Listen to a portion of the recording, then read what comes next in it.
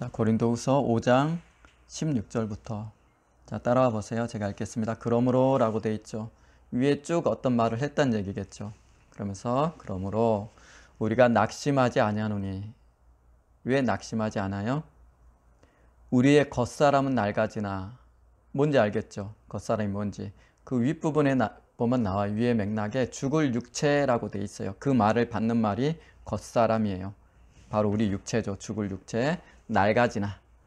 우리의 속사람은, 그럼 속사람은 뭐겠어요? 그렇죠. 우리의 영혼이죠. 우리의 영혼은 날로 새로워지는도다.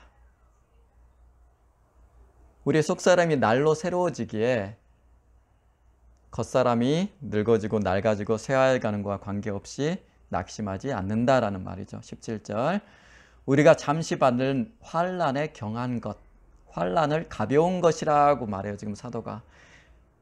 지극히 크고 영원한 영광에 중한 것을 우리에게 이루게 함이니. 자, 세상 살면서 위에 받는 육체 고난들 있죠. 이런 것들은 정말 가벼운 것들인가요? 뭐에 비하면? 영원한 영광에 중한 것에 비하면 하찮은 것이라고 지금 사도가 얘기해요. 그 다음 18절. 우리가 주목하는 것은 보이는 것이 아니요 보이지 않는 것이니 보이는 것은 잠깐이요 보이지 않는 것은 영원함이라. 지금 쭉 대조를 하죠. 겉사람 육체와 속사람인 우리의 영혼, 겉사람이 겪는 환난에 경한 것과 우리 속사람이 받는 영광에 중한 것. 겉사람은 보이는 것이고 보이지 않는 속사람. 쭉 이렇게 지금 계속 나열하는 게 보이시죠? 그 다음 5장 1절 보세요. 만일 땅에 있는 우리의 장막집이 무너지면, 그럼 우리의 장막이 뭘 말하는지 알겠죠? 그렇죠? 우리의 겉사람, 우리의 육체예요. 이것을 장막집이라고 표현해요. 그러면 집의 용도가 뭐죠? 우리가 들어가 살려고 하는 거죠. 그렇죠? 사도들의 일관된 진술이에요. 우리의 몸이라는 것은 우리의 영혼이 들어가 사는 집과 같은 것이에요. 겉옷과 같은 것. 그래서 제가 성경에서 나라고 말하는 것은 이 껍데기, 육체가 아니라고 얘기했죠. 성경에서 나는 내 영혼을 나라고 불러요. 자, 이와 똑같은 진술이 베드로 후서인가 나오죠. 사도 베드로가 이렇게 얘기하죠. 내가 이 장막을 벗어날 줄, 이렇게 표현해요. 그러니까 앞에 말하는 나는 내 영혼이고 장막은 내 육체죠. 그렇죠? 내 영혼을 나라고 지칭하면서 영혼을 중심으로 표현을 해요. 사도들은. 큰 차이예요, 여러분. 자, 만일 땅에 있는 우리의 장막집이 무너지면 하나님께서 지으신 집, 곧 손으로 지은 것이 아니요 하늘에 있는 영원한 집. 하늘에 있는 영원한 집이 뭐겠어요? 그러면 그렇죠. 우리가 부활의 몸을 입게 되죠. 나중에 부활의 몸을 입고 하늘에 들어가죠. 바로 그 부활의 몸을 말해요. 우리에게 있는 줄 아느니라. 참으로 우리가 여기에 있어. 여기는 육체를 말하죠. 육체 안에 있어 탄식하며. 자, 육체 안에 있을 동안 우리가 탄식하며 하늘로부터 오는 우리의 초소, 곧 고린도전서에서 사도 바울은 이 부활한 몸을 신령한 몸 혹은 영의 몸이라고 부르죠. 이 초소로 덧입기를 간절히 사모하노라. 3절. 이렇게 입으면 우리가 벗은 자들로 발견되지 않으려 함이라. 4절. 참으로 이 장막에 있는 우리가 짐진 것 같이. 자, 육체가 있기 때문에 사는 게 굉장히 고난당하고 고통스러울 때가 많죠. 그렇죠? 이것을 짐이라고 표현했어요. 이 짐이 무엇인가는 여러 가지로 나눌 수 있겠지만 문맥상 보면 이 육체로 인해서 우리가 겪는 모든 고통들이라고 보시면 돼요. 우리가 짐진 것 같이 탄식하는 것은 벗고자 함이 아니요 오히려 덧입고자 함이니 죽을 것이 생명에 삼킨 바 되게 하려 함이라. 죽을 것이 뭐예요? 그렇죠. 우리의 육체죠. 생명은 뭐예요? 하늘로서 덧입게 되는 우리의 부활의 몸이겠죠. 자, 쭉 사도가 지금 대조해서 설명하는 것이에요. 자, 이제 보십시다. 지난주 걸 또 염두에 두고 보셔야 돼요. 자, 오늘은 믿는 자의 소망은 부활의 몸을 입는 것. 자, 이렇게 제목을 잡았어요. 부활의 몸. 자, 요거를 고린도전서의 사도 바울이 영의 몸이라고 표현하기도 해요. 그리고 그 윗구절에 보면 신령한 몸 이렇게 표현하기도 해요. 부활의 몸. 자, 지난주 한번 기억에 떠올려 봅시다. 우리가 지지난주에 누가복음 9장 28절 이하를 보면서 누가가 예수님을 제2의 출애굽을 이끄실 분이라고 진술한다는 거, 기록한다는 거 우리가 나눴죠. 그러면서 마치 모세란 사람이 이스라엘을 애굽에서 탈출시켜 이끌어냈듯이 제2의 모세로 오신 예수께서는 세상이란 곳에서 우리를 출애굽, 출세상시키실 분, 세상에서 우리를 건져내실 분이라고 예수님을 표현한다라는 것이에요. 그래서 구원의 완성은 언제 이루어져요? 그렇죠. 예수님께서 우리를 세상 밖으로 이끌어내시는 것. 도대체 세상이 어떤 곳이기에 출세상이라고 표현할게요, 제가. 왜 예수를 출세상, 출애굽처럼 출세상하실 분으로 얘기했겠어요? 그렇죠. 세상은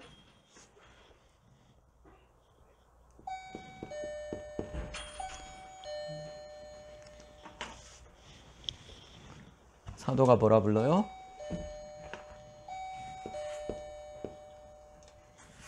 고통의 곳. 그렇죠. 모든 피조물이 고통받고 있는 곳. 우리가 잘 아는 시편도 뭐라 그래요? 수고와 슬픔이 가득한 곳. 이렇게 세상을 표현하죠. 세상을 이렇게 표현하죠. 자, 그래서 세상을 내가 뭐라 불렀어요? 지옥과 같은 곳이라고 표현했죠.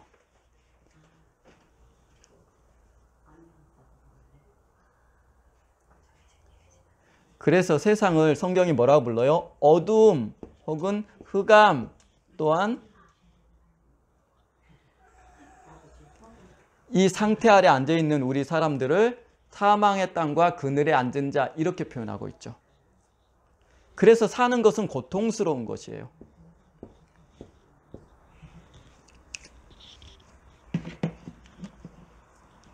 자, 그래서 여기서 우리를 이끌어내실 분, 산다는 고통 아래 있는 우리 인간을 이끌어내실 분. 왜 사는 건 고통스러워요? 그렇죠. 이 세상 자체를 마귀라는 존재가 임금 노릇하면서 세상 자체, 그 안에 인간 자체를 종으로 부리고 있기 때문에, 자, 여기서 우리를 이끌어낼 제2의 모세로 예수님을 부르고 있다라는 거예요.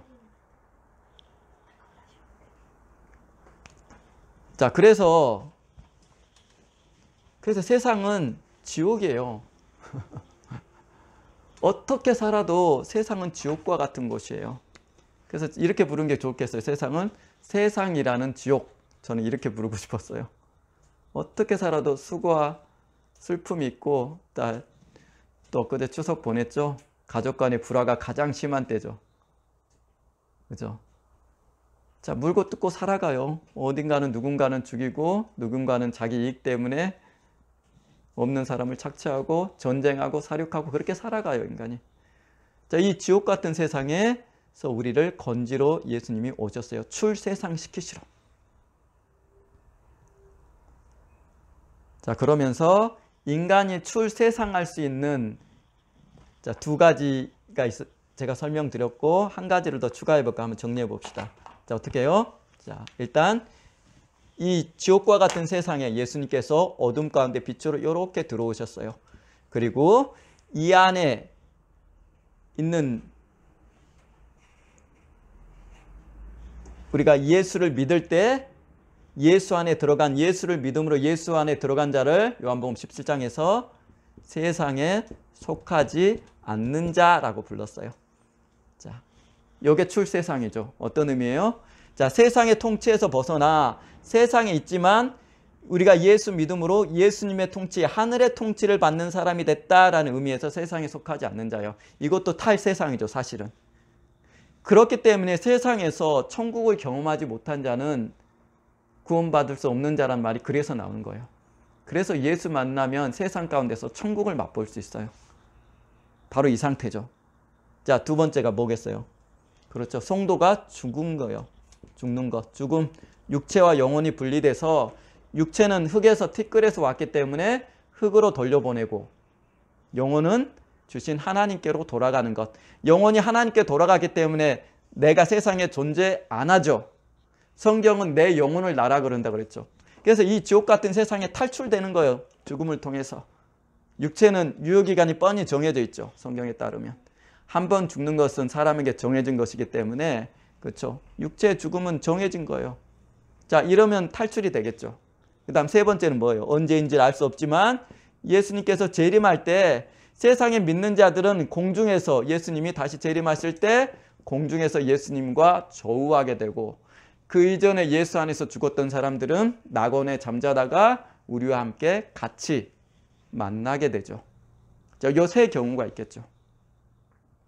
그런데 제일 안 좋은 그나마도 제일 안 좋은 경우가 뭐겠어요? 바로 이거죠. 세상에 있으나 세상에 속하지 않는. 왜요? 자,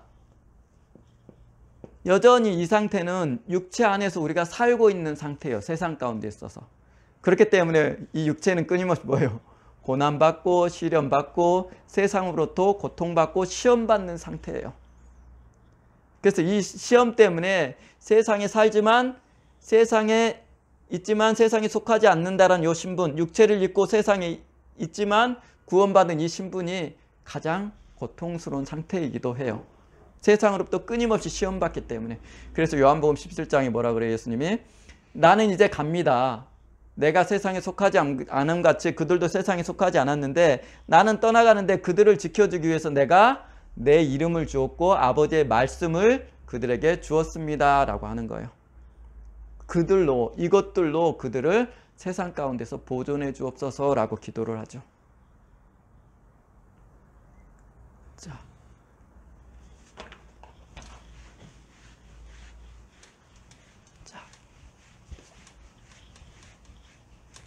육체를 입고 저와 여러분의 상태잖아요.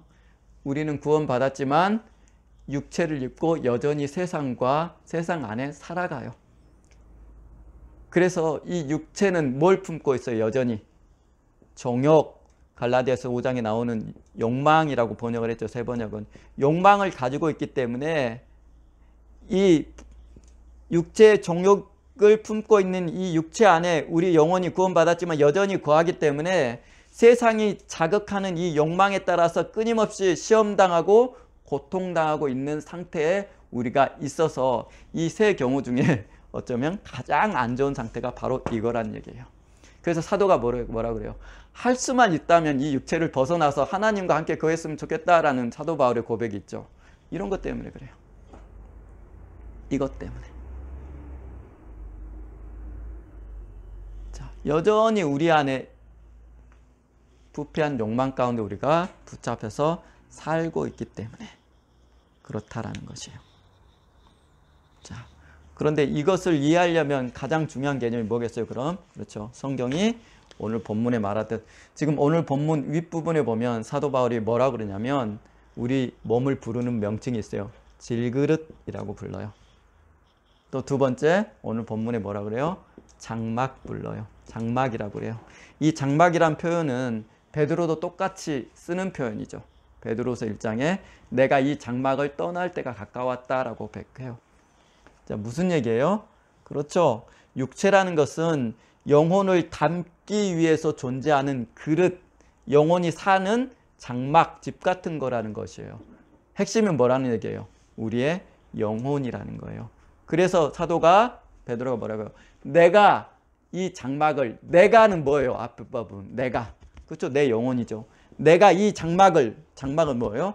육체를 벗어날 때가 가까이 왔다라고 고백을 하죠.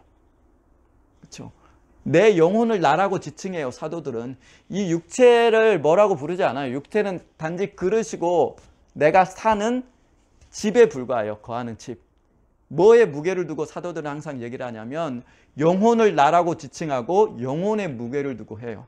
그래서 지금도 말하잖아요. 겉사람은 요 질그릇은 끊임없이 낡아져. 이 장막, 천막 같은 것들은. 하지만 그 안에 거하는 우리의 영혼이라는 것은 날마다 새로워질 거야. 그러니 그 하찮은 것들, 그런 고난 때문에 낙심하지 말라라는 것이에요. 그 얘기를 지금 하면서 영혼과 육체를 비교해서 쭉 설명하는 거예요. 겉사람, 속사람, 환난에 경한 것, 영광에 중한 것, 보이는 것, 보이지 않는 것. 대조해서 쭉 설명을 해요. 사도들의 무게중심이 어디 있어요? 영혼에 있어요. 우리의 영혼에. 우리의 영혼에. 자, 그러면서 사도가 육체하는 우리가 가장 사모하게 해야 될 것이 무엇인지 5장에 들어 설명을 해요. 보세요. 5장 2절. 참으로 우리가 여기에 있어. 자, 여기는 우리의 육체죠. 자, 무게를 어디에 두고 지금 진술을 하고 있어요? 그렇죠. 내 영혼에 두고 있어요. 영혼에. 영혼에 두고 이런 진술을 하는 거예요. 참으로 우리가 여기에 있어. 어디요? 육체 안에 니들 다 있잖아. 육체 안에. 육체라는 장막 안에 있지. 자, 메인은 내 영혼이에요. 내 영혼이 나예요. 이 무게중심을 이동하는 게 성경을 이해하는데 굉장히 중요할 때가 많아요. 자, 탄식하며 육체 안에 있기 때문에 탄식해요. 왜 그래요? 그렇죠. 낙심하잖아요. 고난당하니까 너희들 낙심하지. 육체 때문에, 육체는 정욕이 있기 때문에, 또한 육체를 입고 있기 때문에 신앙에 대한 핍박이 있을 때 고난당한지 그런 얘기 하는 거예요. 탄식하잖아요. 그래서 우리의 육체는 부패함도 있고 연약함도 있기 때문에 기도하려고 해도 기도 안 될 때 많죠. 말씀 보고자 싶어도 육체에 끌려서 말씀 못 볼 때 많죠. 그래서 탄식한다는 거예요. 육체 안에서 우리의 영혼이 탄식해요. 하나님의 뜻대로 살려고 하는데 잘 안 되잖아요. 육체 때문에. 자, 탄식하여 하늘로부터는 우리의 초소를 덧입기 원한다. 이게 뭐겠어요? 자, 육체 안에 있는 우리는 이게 잘 안 돼. 그랬더니 하늘로부터 있는 초소를 입으면 그거를 사모하는도다. 이게 뭐예요? 우리의 부활의 몸이죠. 자, 부활의 몸 뭐예요? 이 육체가 사라지고 영의 몸이라고 고린도전서 15장에 얘기하죠. 영의 몸을 이룬 이 상태, 예수의 재림 때 이루어지는 이 몸을 입기를 간절히 사모한다라는 것이에요. 이 정욕의 몸을 빨리 벗어나고 싶은 거예요. 이것 때문에 걸리적거리는 게 너무 많아요. 고난도 많고 시험도 많고. 뭘 바래요? 그렇죠. 하늘로부터 오는 우리의 초소를 덧입기를 간절히 사모한다. 비록 내가 여기 있지만 난 정말 답답해 죽겠어. 빨리 부활의 몸을 좀 입었으면 좋겠어. 지금 이런 얘기를 하는 거예요. 그래서 그 부활의 몸을 영의 몸. 근데 그때가 언제예요? 부활의 몸을 언제 입어요? 우리가? 자, 고린도전서 그 앞에 한번 보세요. 15장 보세요. 15장 보면 자, 50절부터 제가 읽을게요. 형제들아, 내가 이것을 말하노니 혈과 육은 하나님의 나라를 이어받을 수 없고, 자, 썩을 육체라는 것은 하나님의 나라를 이어받을 수 있는 게 아니라는 거예요. 이 육체는 흙에서 왔기 때문에 그 왔던 흙으로 돌아가죠. 전도사에 나오죠. 흙은 흙으로, 영은 그 주신 하나님께로 돌아가기 전에 기억하라 나오죠. 자, 혈과 육은 하나님 나라를 이어받을 수 없고, 또한 썩는 것은 썩지 않는 것을 유업으로 받지 못하느니라. 그러니까 육체는 아니라는 거예요. 그러면서 51절 보라, 내가 너희에게 비밀을 말하노니 우리가 다 잠잘 것이 아니요. 다 잠자는 상태는 예수 안에서 먼저 죽어서 세상을 떠나 낙원에 거하는 사람 상태가 잠잘 것이죠. 마지막 나팔의 순식간에 호련이 다 변화되리니. 자, 마지막 나팔이 부는 순간이 언제예요? 데살로니가 전서에 나오죠. 예수님은 오실 때 예수의 재림 시에 우리가 부활의 몸을 입는다라는 것이에요. 그러면서 보세요. 자, 44절 보세요. 육의 몸으로 심고 신령한 몸으로 다시 살아나나니 육의 몸이 있은즉 또 영의 몸도 있느니라 라면서 그 몸을 뭐라 그래요? 부활의 몸을 영의 몸이라고 부르죠. 그 다음 그 밑에 한번 보세요. 46절 그러나 먼저는 신령한 사람이 아니요 육의 사람이요 그 사람은 그 다음에는 신령한 사람이라. 뭐라 불러요? 신령한 사람, 신령한 몸 이렇게 부르죠. 자, 부활의 몸, 영의 몸, 신령한 몸. 이게 우리가 예수 재림 시에 입게 되는 몸이에요. 자, 그럼 여기서 좀만 나가 봅시다. 우리가 교리적으로 이렇게 배울 때가 있어요. 자, 우리가 죽으면 육과 영이 분리되죠. 처음에 여호와 하나님께서 사람을 지으시고 흙으로 육체를 지으시고 그 안에 생기, 숨이에요, 숨. 그래서 영이란 말을 가장 한국어로 표현하면 뭘로 표현할까 고민을 해봤는데 숨이란 말이 제일 적당할 것 같아요. 하나님의 호흡, 숨을 불어넣으셔서 사람이 생령, 산영이 되었다, 산혼이 되었다 이렇게 번역하게 돼요. 이렇게 돼 있죠. 자, 이렇게 흙과 영이 결합된 존재가 됐죠. 죽음은 뭐예요? 다시 흙은 흙으로, 영은 주신 분에게 돌아가는 게 죽음이죠. 영혼의 영육의 분리가 죽음이죠. 그런데 예수 안에서 죽으면 우리가 영은 하나님께로 돌아가죠. 낙원으로 가죠. 그런데 예수의 재림시에 흙으로 돌아간 이 육체와 하나님께 있던 영혼이 결합해서 신령한 몸을 입는다. 이렇게 우리가 배워요. 교리적으로는. 저는 이 말에 동의하지 않아요. 왜냐하면 지금 보면 썩을 것은 결코 혈과 육은 하나님 나라를 이어갈 수 없다라고 얘기를 해요. 그리고 사도 바울이 뭐라 그래요? 영의 몸이라고 밝히고 있어요. 변화돼서 영의 몸이 된 게 아니고 영이 몸이 되는 것이에요. 왜 영의 몸이 되는 게 중요한 걸로 봐야 되냐면, 자, 예수님께서 천사는 시집도 가지 않고 장가도 가지 않는다라고 말쓰면서 우리를 하늘에 있는 천사와 같으니라 라는 표현이에요. 자, 천사는 흙에서 온 육체가 없죠. 영 자체가 몸을 이루고 있는 존재가 천사예요. 그렇죠? 그러므로 그와 같을 것이라 우리도 했기 때문에 영 자체가 몸으로 변화하는 거예요. 그래서 신령한 몸이에요. 흙으로 돌아간 육체가 다시 영과 결합해서 신령함으로 가는 게 아니고 흙으로 돌아가는 건 그냥 흙으로 없어지는 것이에요. 우리의 영이 영의 몸, 영체가 되는 거예요. 마치 천사처럼. 그렇게 봐야 되죠.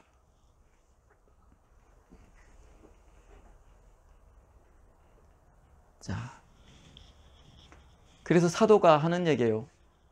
자, 믿는 자의 소망이 뭔지 아니? 낙심하지 마라. 언제가 예수님 오실 것이고 우리는 부활의 몸을 입을 거야. 그래서 니네가 육체 안에 살면서 받는 고난 있지? 낙심들 있지? 그 모든 것이 결국은 다 영광으로 변할 것이고 너희의 영광이 될 거란 얘기예요. 그리고 그것이 부활의 몸으로 연결된다라는 얘기를 오늘 하고 있는 것이요. 그러니 낙심하지 말라.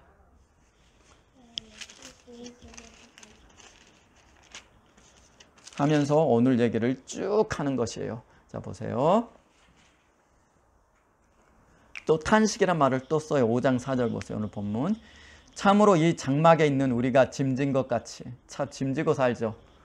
자, 육체가 있기 때문에 우리는 세상에 통치받지 않고 하나님의 통치를 받지만 세상에 살면서도 이 육체 때문에 먹고 살기 위해서, 그렇죠, 죄짓기도 하고 속이기도 하고 거짓말도 하고, 그렇죠, 게으르기도 하고 육체 종욕에 끌려 살아요. 그러니 뭐라 그래요? 참으로 이 장막에 있는 우리가, 육체 가운데 있는 우리가 짐진 것 같이. 짐이죠.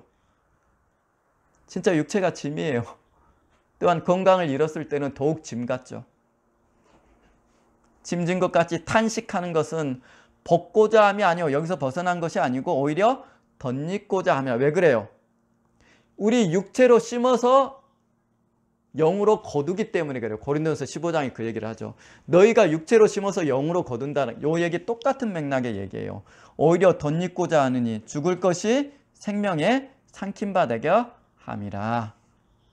어떤 의미인지 이해가 되시죠? 그럼 이 구절이. 자, 그래서 사도가 무슨 얘기를 해요? 자, 그러면서 쭉 밑에 보세요. 자, 그러면서 이 얘기를 하는 거예요. 5절 보세요. 5장 5절. 곧 이것을 우리에게 이루게 하시고 보증으로 성령을 우리에게 주신 이는 하나님이시니라 하시면서 성령을 뭐라고 부르냐면 보증이라고 불러요.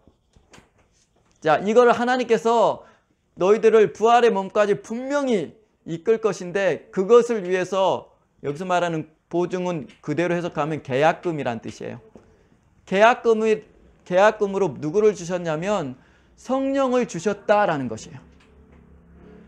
너희가 성령을 모신 것이 이게 하나님께서 계약금으로 보증금을 치러 놓으신 거야. 그러니 반드시 이것을 하나님이 이루실 것이다 라는 얘기를 하는 것이에요.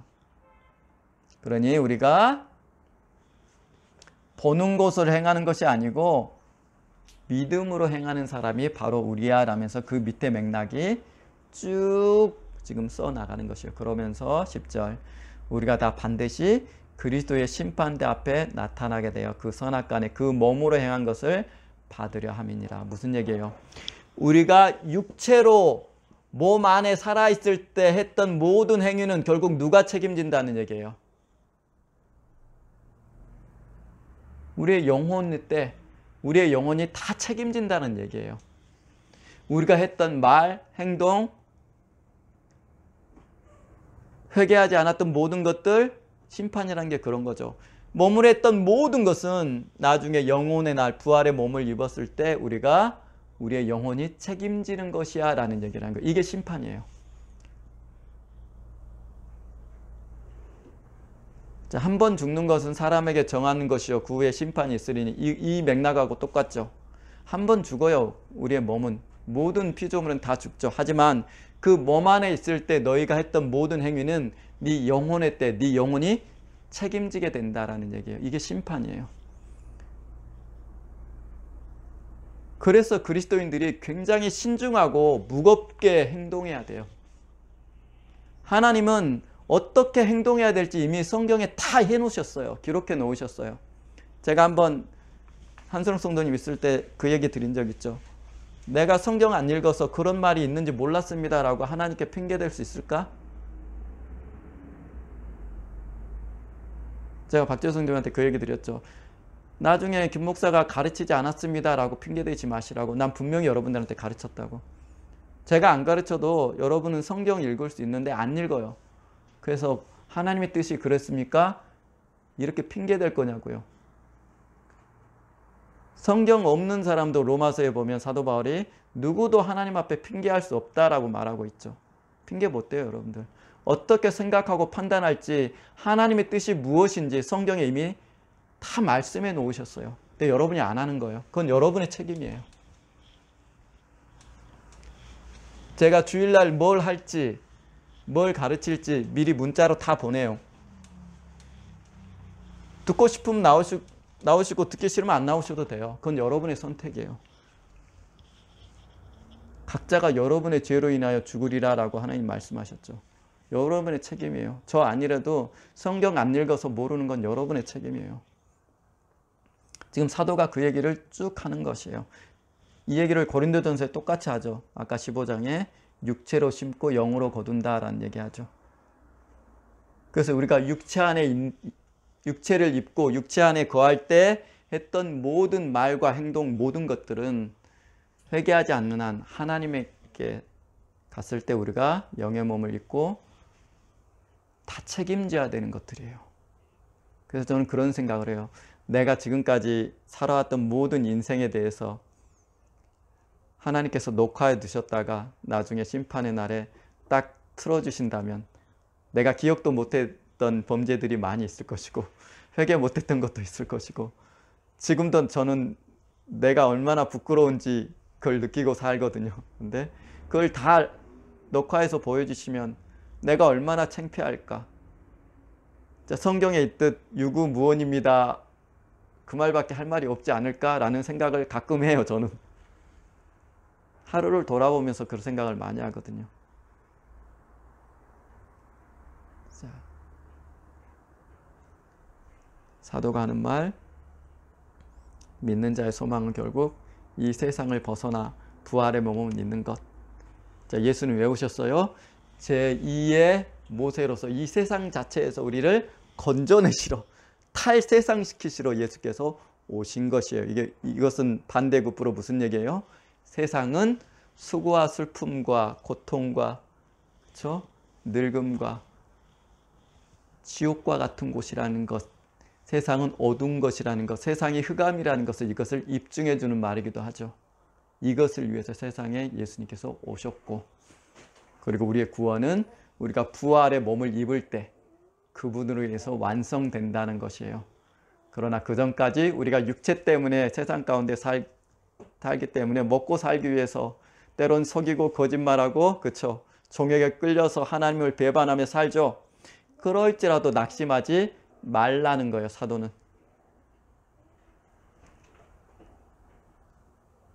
나도 할 수만 있으면 육체를 벗어나서 주님께 빨리 돌아가고 싶은데 그건 하나님의 뜻이니까 지금 쭉 그런 얘기를 하고 있어요. 8절 보세요. 우리가 담대히 원하는 바는 차라리 몸을 떠나 주와 함께 있는 것이라. 몸 때문에 걸리적거리는 게 너무 많아. 그래서 할 수만 있다면 빨리 이 몸을 좀 벗고 하나님께 갔으면 좋겠어요 라는 얘기를 쭉 하는 것이에요. 그러나 우리가 몸에 있든지 몸을 떠나든지 주를 기쁘시게 하는 자가 되기를 원하노라 얘기하죠. 이게 우리의 목적이에요. 그래서 그리스도인들은 산다는 것, 죽는다는 것 크게 의미가 없어요. 사는 거나 죽는 거나 크게 의미가 없다고요.